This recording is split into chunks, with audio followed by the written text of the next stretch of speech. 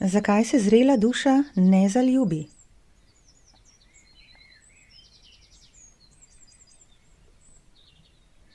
Ljudje si pripovedujemo nenavadne zgodbe o tem, da je ljubezen tam nekje. Da smo sami po sebi nepopolni, neizpolnjeni. Da nisem dovolj. Če bi le lahko našla manjkajoči del mene, bi končno lahko bila cela. Kakšno čudovito leposlovje je to.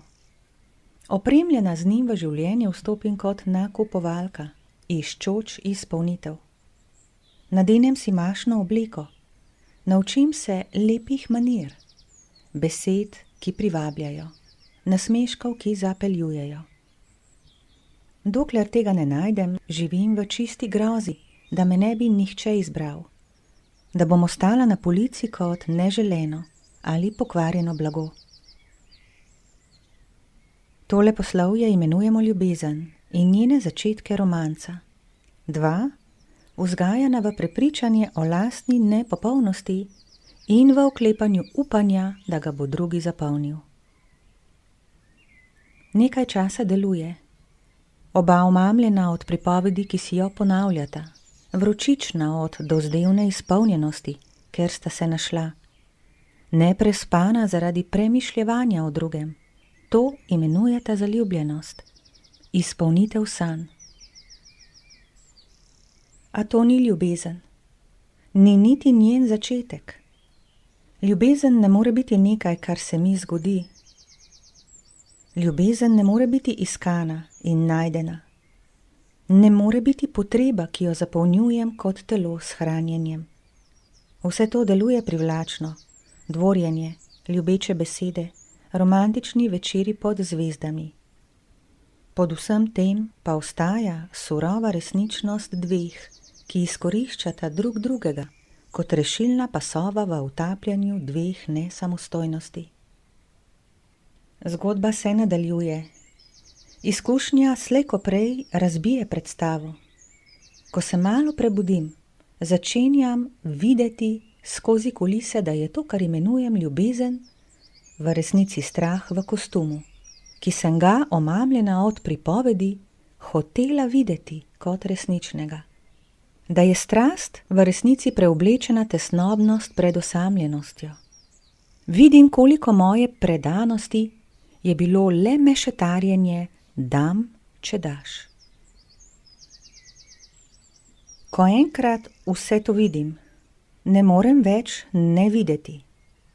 Je tako kot gledati čarovniški trik potem, ko mi je bil pojasnjen. Lahko cenim spretnost in nastop, ne more pa me več prevarati. Zaradi tega zrela duša ne hrepeni po romantični ljubezni in se ne more več zaljubiti.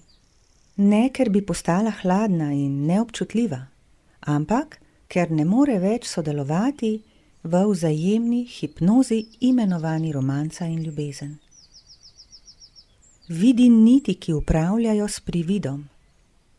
Ve, da je ljubezenska pesem, ki jo občuduje, potreba oblečena kot ljubezen.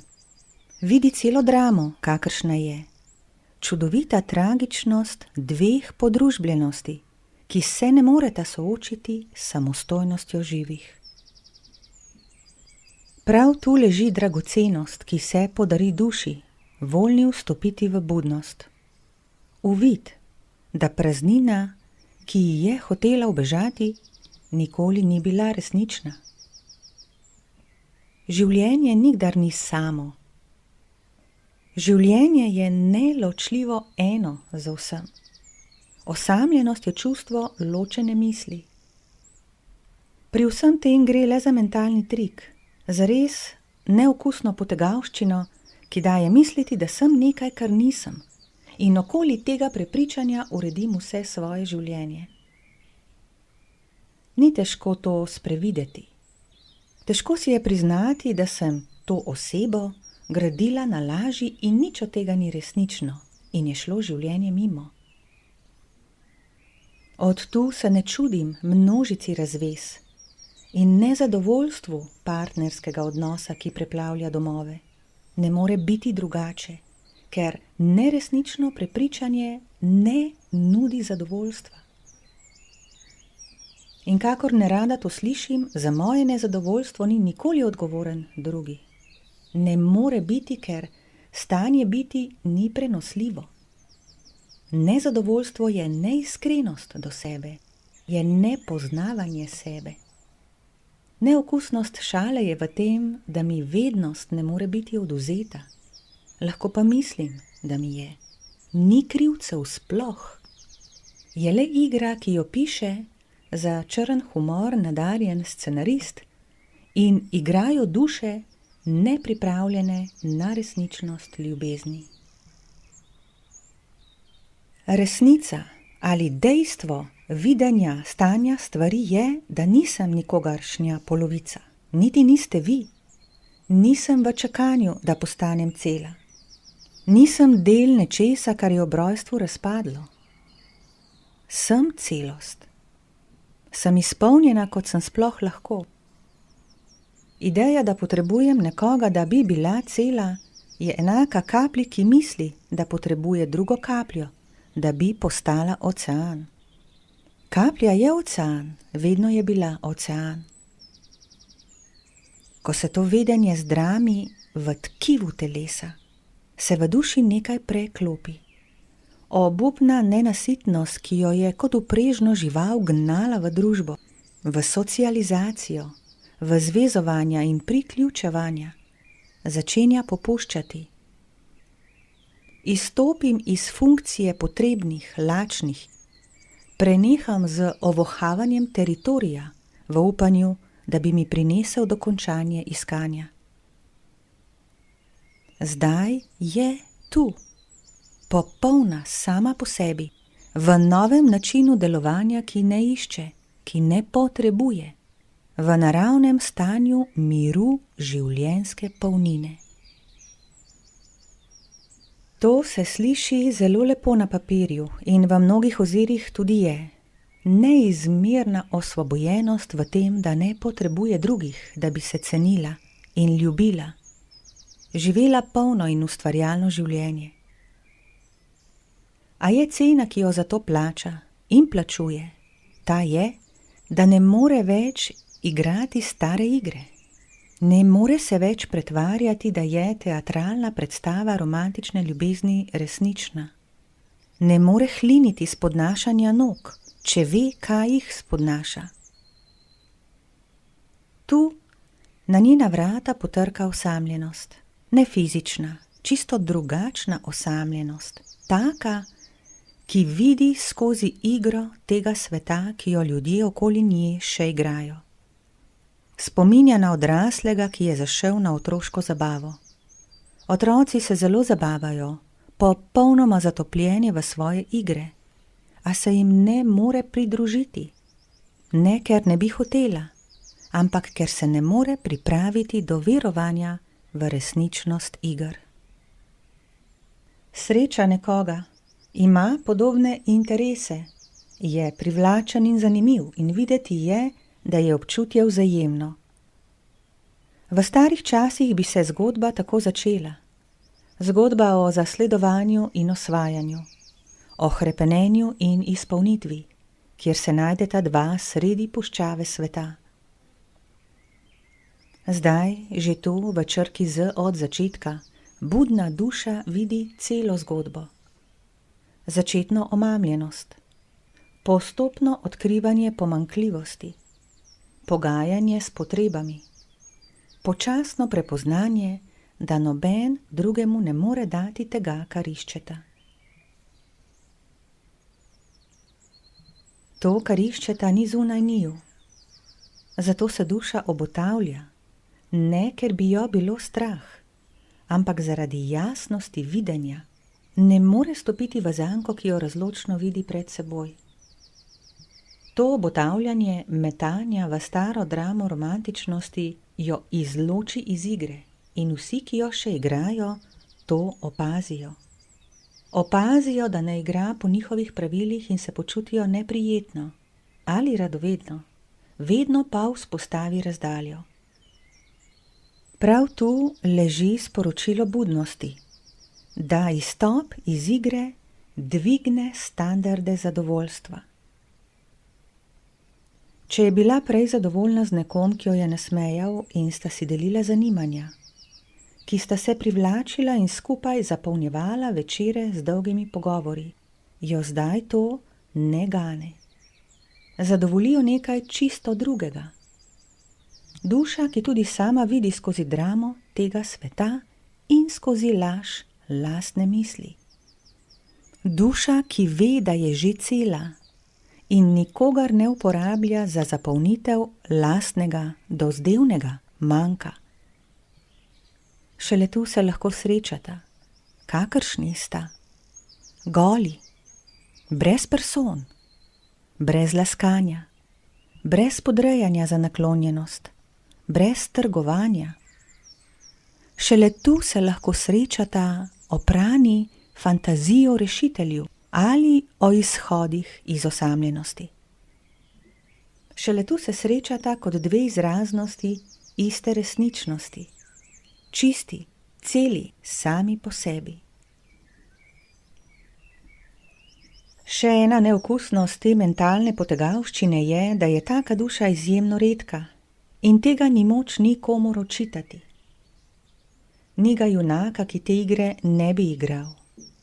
Ostaja pa dejstvo močno zoženega polja sorodnosti. Ne, ker bi bila budna duša izbirčna, ampak ker ne more pristati na priveze običajnega razumevanja ljubezni. Vse to je prerasla in potrebuje nekaj resničnejšega.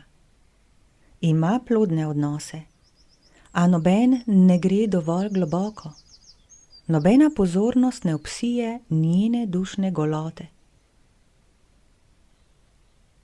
Tako ostaja sama, nezagrenjena ali obupana, ampak v potrpežljivem nečakanju, v neogroženi odprtosti, v pripravljeni budnosti, ki ne spregleda isto govorečega, čeprav bi se pojavil na njen zadnji dih. Ta samotnost je dostojanstvenost duše, ki ne pristane na manj kot na resnično. Je njena notranja lepota, ki raje stoji sama v jasnosti, kot da poklekne pred pogojenim partnerstvom. So noči, v katerih je samotnost skoraj pretežka, ko se prikrade dvom, ali ni budnost duše velika napaka, da kompromis morda ni tako slab in bi bilo lažje, če pristane na nesvobodo konvencionalne ljubezni. To so preizkušnje, ki klešejo dušo v vse večjo briljantnost. Res, cena jasnosti je visoka, a nikakor previsoka. Cena, ki jo plačuje, je nezmožnost biti zadovoljna z lažnim.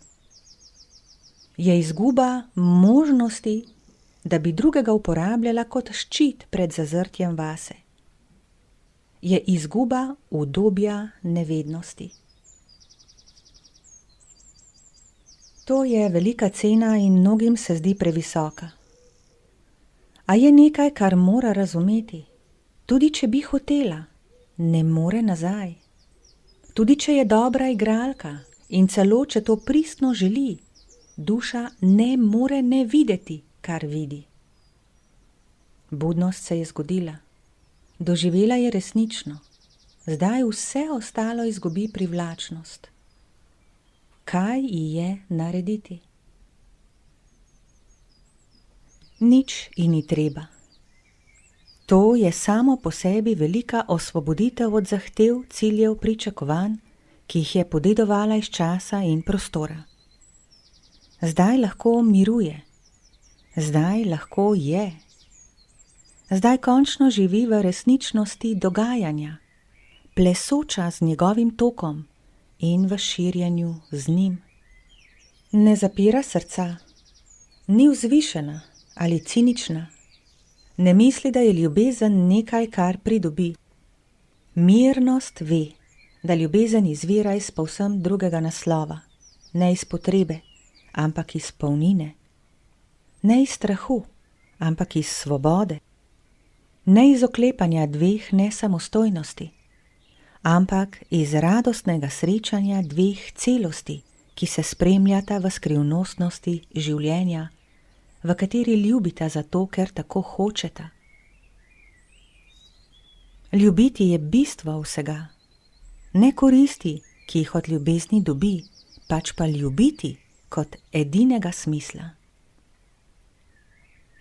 Če se to zgodi, to ni omamljenost, ni vročica, ni spolna strast, ni obsesija, ni lakota po drugem, ni odvisnost, ni obup, ki ne zna stati sam.